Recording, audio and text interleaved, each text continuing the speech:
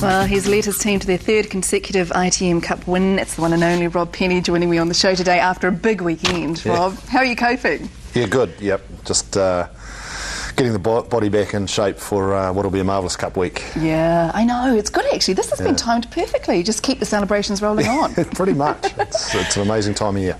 Now, Friday night, of course, the weather was atrocious. You'd been beaten a couple of weeks earlier by that team. What do you think was the winning factor on the night for you guys personally? Well, last time when we played Waikato the fortnight before, we were coming off the back of a really good Shield victory in Southland, and that took its toll on our boys, and then we had to defend it a week later against Counties Manukau. So what tends to happen is the first time we were able to let the pressure off a bit as a team and travel away, our emotional energy wasn't quite where it needed to be to combat a side like Waikato, who are a very confrontational and physical team. And they beat us up a little bit, but always in the back of their minds as a management group, we felt that we were going to be able to deal with that given the emotional excitement and so forth of a semi-final or final when we thought we'd have to play them again. So our confidence wasn't dented by that performance, and the boys got a really steely resolve after that. Yes. And that really gave us impetus into Wellington, first and foremost, who are another very top side with class across the park, plus also that physical element. And we performed really well in that semi-final, and I thought we were superb on Friday night. Just the guys counted everything Waikato threw at us and gave a bit back, and on the back of it we were able to celebrate a great victory. Good to see Isaac Ross answering to some of his critics, and lots of team members had a blinder. Yeah. You know, Colin Slade, Nasi Manu, other guys like that. Yeah, there's a group of people in there that are pretty special to Canterbury. They've served red and black rugby fantastically well for a long time, and Isaac went through a little bit of a lull in performance through the mid-latter part of our campaign, and he was aware of it more than anybody really, because he's got such high standards. But his semi-final and final performances were top shelf, and alongside him, Luke Romano, who's a first-year player as well, and all those other names you mentioned, like Matty Todd and Ash Parker, contributed outstandingly well. Willie Hines coming in after breaking a hand early in the campaign, having sort of 5 or 6 weeks on the sideline. Then Andy goes, and he's got to step into the fold after not a lot of game time, and did a tremendous job in the 2 big games at the end. So, yeah, there's sort of little heroes all over the park. You must be really proud as well to know that, of course, that you are playing a really big part in getting some of these guys and the newbies ready for, potential All Blacks.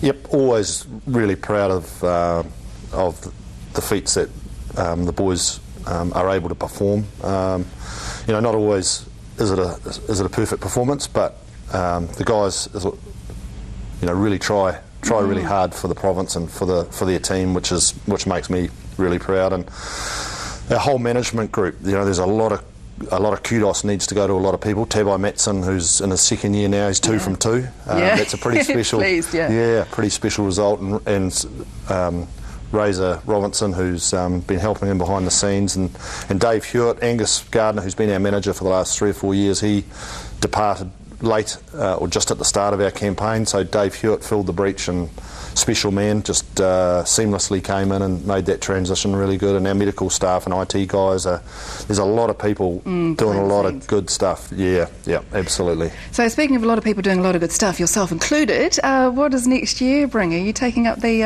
offer of the extension of your contract?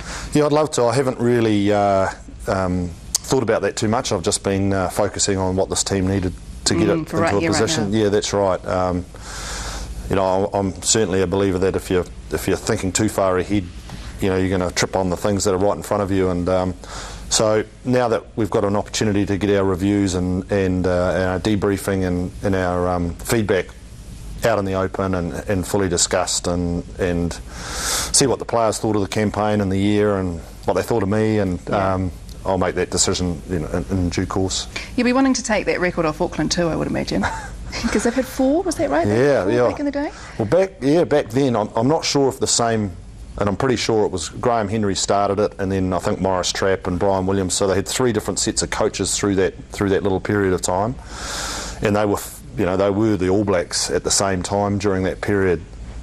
that would be a pretty amazing effort to. I mean, I think 3 in a row is surreal. I just can't, and I can't really believe that we've managed to do it. This group of really committed individuals have done a great job, and it's a, you know, I think it'll be something to reflect on years in the future years, and just go, wow, yeah, to be part of it has just been amazing. So 4, wow.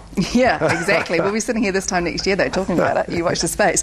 Can you just finally break down what's happening next year with the provincial champs? Because there's been some changes, hasn't there? And I can't understand it, so maybe you can tell me all about it. Yeah, well, it's not easy to explain without a whiteboard and a computer. Yeah. Fundamentally, what's happened is they've divided the 14 teams into 2 groups of 7, and they're all going to play each other. So there's 6 games involved there. And then there's going to be a crossover, and this is going to be where the confusion comes in, because the top 7 will play 4 of the bottom 7, and vice versa. But we don't know who that's going to be until there's a big round table discussion next week, I think it is.